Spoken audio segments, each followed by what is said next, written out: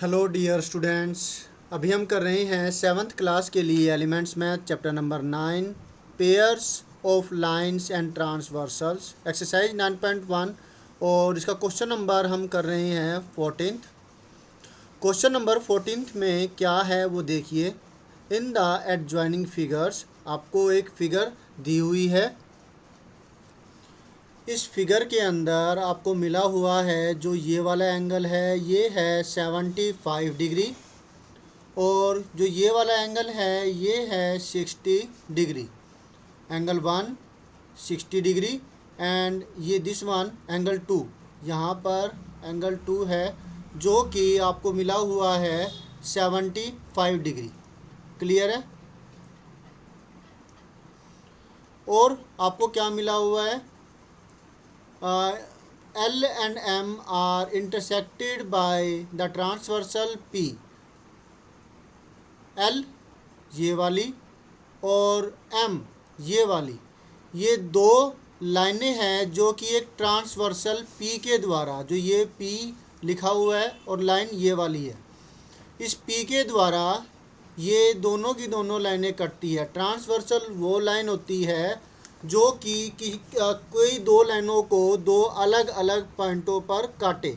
जैसे कि यहाँ पर इस पर M को इस पॉइंट पे काट रही है और L को इस पॉइंट पे काट रही है, दो अलग अलग पॉइंटों पे काटे, वो ट्रांसवर्सल होती है। तो ये P ट्रांसवर्सल है L और M के लिए। क्लियर है इतना। और एंगल M जो एंगल 1 है वो 60 डिग्री गिवन है, एंगल 2 है वो 75 डिग्री गिवन है। और आपसे अब पूछ रखा है ये 75 डिग्री और ये एंगल 1 60 डिग्री पूछ रखा है कि क्या एल एम के पैरेलल है। मतलब जो ये L है ये वाली लाइन और जो ये M वाली लाइन है, क्या ये पैरेलल है। देखने से ही साफ पता लग रहा है कि ये पैरेलल नहीं है। जो आपकी बुक में फिगर है उसमें भी देखने से पता लग रहा है कि ये पैरेलल्स नहीं है। फिर आपको इसकी जस्टिफिकेशन भी देनी है, अगर पैरेलल है तो क्यों है और अगर नहीं तो क्यों नहीं। तो चलिए करते हैं इसको, कैसे लिखेंगे, क्या लिखा जाएगा और कौन सी चीज़ों का हम इस्तेमाल करेंगे, वो सब इसमें देखेंगे समझेंगे। Let us do.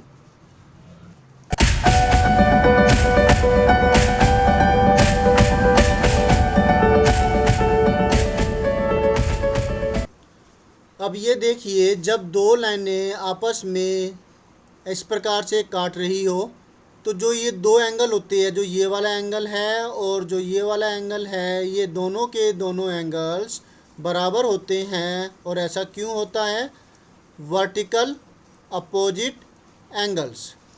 तो इसी वजह से जो ये वाली लाइन है और जो ये वाली लाइन है दोनों आपस में इस पॉइंट पर काट रही है।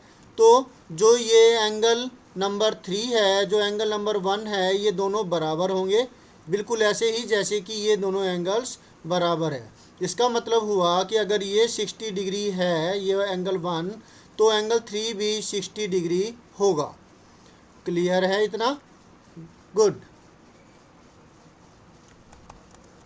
इन द फिगर एंगल 3 जो है वो बराबर होगा एंगल 1 के। एंगल 3 एंगल 1 के बराबर होगा। क्यों, वर्टिकली अपोजिट एंगल, ऐसा होने की वजह से। और ये दोनों एंगल 60 डिग्री के हो गए। Is that clear. अब ये देखिए कि अगर दो लाइनें इस प्रकार से काट रही हो, जैसे कि यहाँ पर आपको मिला हुआ है, एक लाइन ये हो गई, एक लाइन ये हो गई, और इसको कोई तीसरी लाइन काट रही हो, तो जो ये दोनों एंगल होते हैं ये दोनों एंगल होंगे ये कहलाते हैं कोरस्पॉन्डिंग एंगल्स। बराबर तब होंगे जब ये दोनों लाइनें पैरेलल हो। अभी फ़िलहाल हमें पैरेलल नहीं दी हुई, हमसे पूछा ही गया है।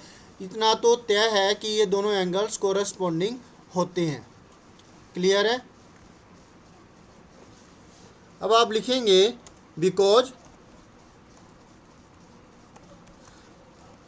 एंगल 3 जो है वो बराबर नहीं है एंगल 2 के, because angle 3 and angle 2 are corresponding angles, but angle 3 is not equal to angle 1 because sorry यहाँ एंगल 2 आना था, angle 3 is not equal to angle 2 because आप ब्रैकेट में लिखेंगे, यहाँ पे स्पेस कम होने की वजह से ये ऐसे नीचे लिखा गया है।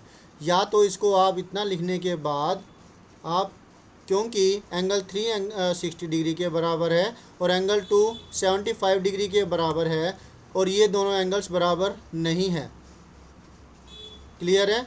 और ये दोनों बराबर ना होने की वजह से, because corresponding angles are not equal, तो फिर एल एम के पैरेलल भी नहीं होगी। As corresponding angles are not equal, so ये बराबर नहीं है, सो इसलिए जो लाइन L है, L is not parallel to M, L M के पैरेलल नहीं है। एक बार दोबारा से देख लीजिए कि हमें गिवन है एंगल 1 60 डिग्री, एंगल 2 75 डिग्री और ये एंगल 3 गिवन है। L और M दो लाइनें हैं जिसको कि ये P जो लाइन है दो पॉइंटों पे काट रही है, जिसकी वजह से ये ट्रांसवर्सल कहलाती है। हमसे पूछ रखा है कि क्या L M के पैरेलल है, क्योंकि एंगल 3 एंगल 1 के बराबर है, वर्टिकली अपोजिट एंगल, दो लाइनें आपस में क्रॉस कर रही हो तो वर्टिकली अपोजिट एंगल्स बराबर होते हैं एंगल 3 एंगल 1 के। अब क्योंकि ये दोनों ट्रांसवर्सल, मतलब ये दोनों लाइनें हैं और ये ट्रांसवर्सल P है, तो जिसकी वजह से एंगल 3 और एंगल 2 हुए कोरस्पॉन्डिंग एंगल्स। लेकिन एंगल 3 हमने निकाल लिया यहाँ पर 60 डिग्री और जो एंगल 2 है वो हमें दे रखा है 75 डिग्री, और ये दोनों बराबर नहीं है। क्योंकि कोरस्पॉन्डिंग एंगल्स ही बराबर नहीं है, इसलिए जो ये L और M जो है लाइनें ट्रांसवर्सल के अलावा जो दो लाइनें हैं वो भी पैरेलल नहीं होगी।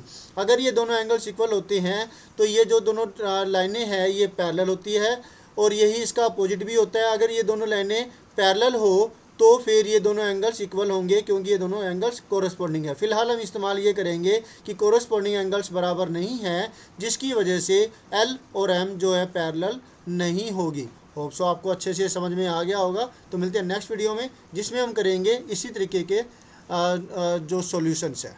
ओके।